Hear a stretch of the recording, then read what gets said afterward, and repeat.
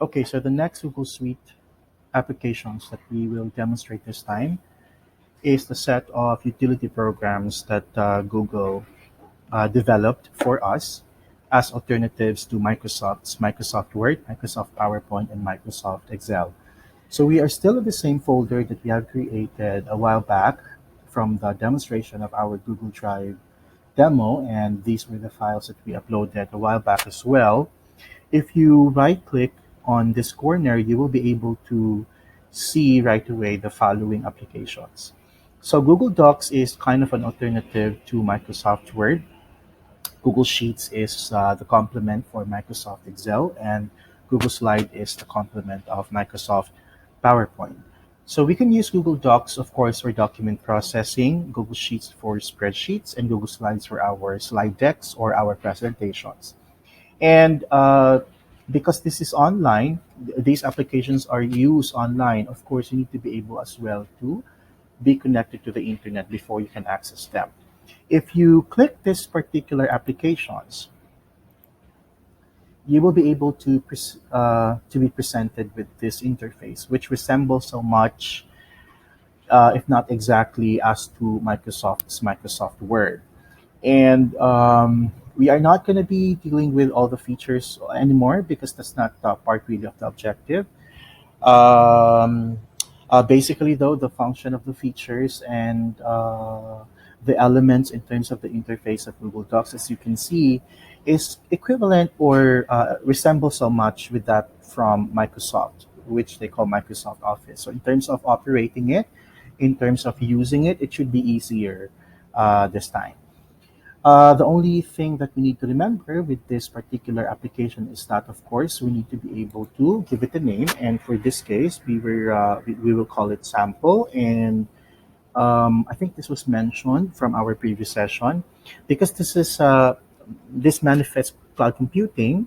All the activities that we've done so far with Google Docs and even with the other applications from Google is automatically saved. So it will save, it will refresh, and save our work regularly and constantly. One important feature that we can use with Google Docs is our ability for sharing it to multiple persons or multiple users. So if you go back to the folder right away, you will be able to see the document that we have just created a while back. And because we named it sample, you'll also be able to recognize its file name. So how do we share it? All we have to do is click this particular button, and same with the demonstration that was shown from the previous video, you can still you can also change the accessibility setting of this particular document. So most of the time, in or during classes, we just set it to anyone with the link so that it becomes public. And of course, the link is still lengthy, and you can still perform the same process that was shown from Google Drive. You can shorten this using Bitly, and you can also play with the following additional settings. You can either allow the users you've added to view or access the document to become simple or simply viewers of the document, meaning they won't be able to comment on the document or they won't be able to edit on the document. For research works or theses or capstone projects for the college graduates, usually we allow everybody. Usually, we set it to public uh, and allow everyone to become editors, right? So that the other members of the, let's say, group is able to actually manipulate the document rather than allowing them to just view it, right? So for the thesis advisors, also for example, for that setting or for that situation, we also allow them to edit it. Perhaps for the commenters, we for situations wherein this particular setting fits, we can do this for situations like having consultants or consultation purposes from people. But because most of the time we allow these people to edit it, then we just simply select editors so that they can actually work on the document. So if we select editor, we can just simply click the particular option. If you don't want this to be in public, you can still Uh, I mean, if you rather want to add certain people, not necessarily making the document available publicly, you can do it and just collect the email addresses of those people, and you can put it here manually instead of actually getting the link and sharing it to them. So we will demonstrate adding a particular person in this demonstration, and I have logged in my other email account from other browser. Please note that I am using Google Chrome for this particular um, demonstration, and I have another email address, and that is logged into Mozilla Firefox just to show you the demonstration. So we can do that by typing my email address, my other email address for the sake of demonstration. And because I've typed it already from the past, I can see it in here from the list, and I can select this one, and normally we notify them so that they'll be able to uh, receive a feedback from it, and we can say simple as hi, please read this document, and then we can click send. Now to show you how it's to show you the effect of doing that, if you check my other email account, we'll be able to receive this note, right? Because I've added this particular email for this person, and if you view this email, you'll be able to actually open it because you are set as editor, and then you'll also be able to access the same interface or document. So if I type hello and we go back to Google Chrome, the actual sender of the document, I'll also be able to see hello, right? So in terms of the functions, teachers, there are so much to talk about it actually, but because of time constraints, the primary objective of this demonstration and of this part of the cognate is for us to be able to uh, create our own Google Docs and gain fundamental skill or operations about using Google Docs. So basically, for fundamental use, this will suffice in terms of the objectives. Okay, and also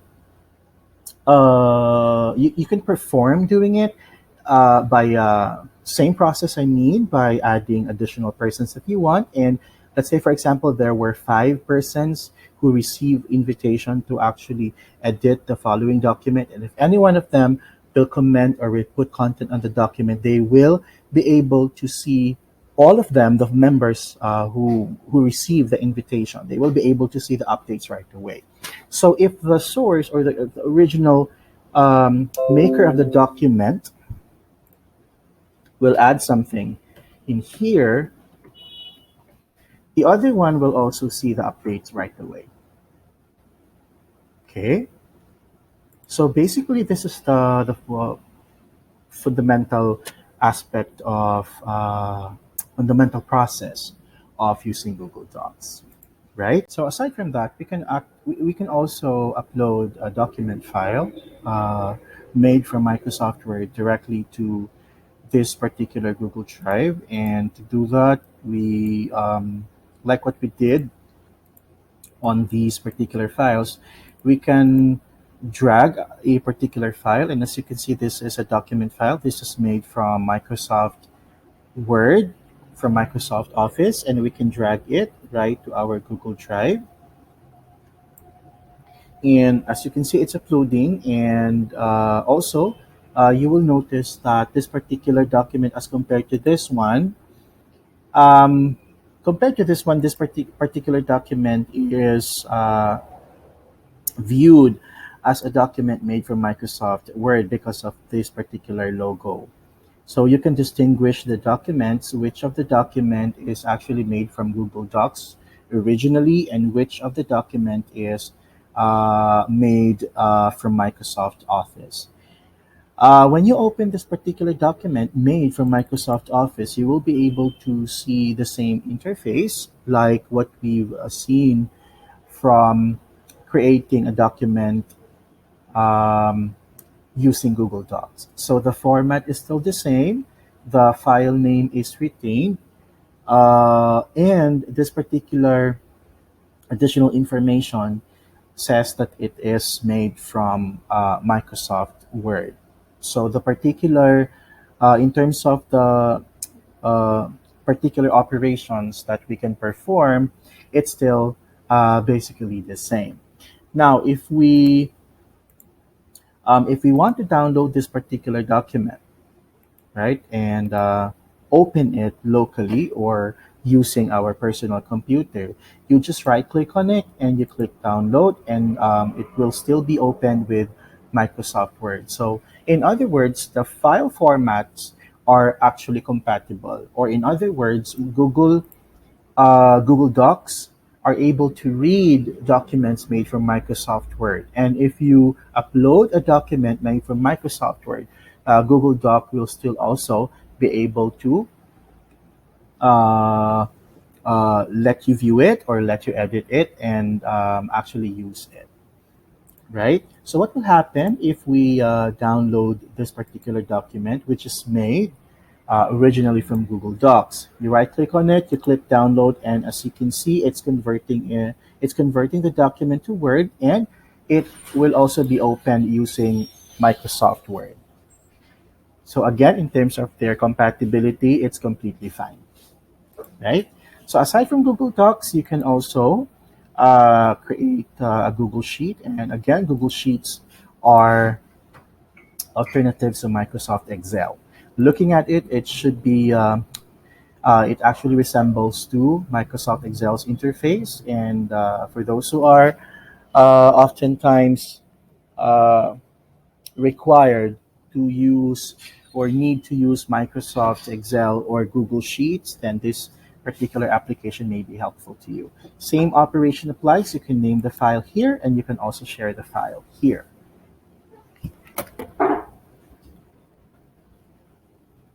And we can also create a particular presentation or slide deck. So this is an alternative, an online kind of an online alternative to Microsoft PowerPoint. Looking at it, the interface is definitely resembles to Microsoft PowerPoint. Same operation applies. You can name the file here,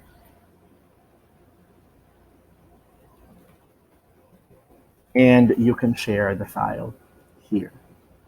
You can select the theme. Of course, the themes are completely different to that coming from Microsoft PowerPoint, right? So in terms of their basic operations, this is how we use. This is how we create Google Suite applications. Again, they are alternatives to um, Microsoft PowerPoint, Excel, and Word. And in terms of going further into using the applications, we can do that. You can take further steps. You can train yourselves, and you can uh, empower yourselves, research, and look for massive resources available online, especially YouTube tutorials. If you find these applications really, really helpful in your daily tasks. And this is how we use Google Suites, Google Docs, Google Sheets, and Google Slides.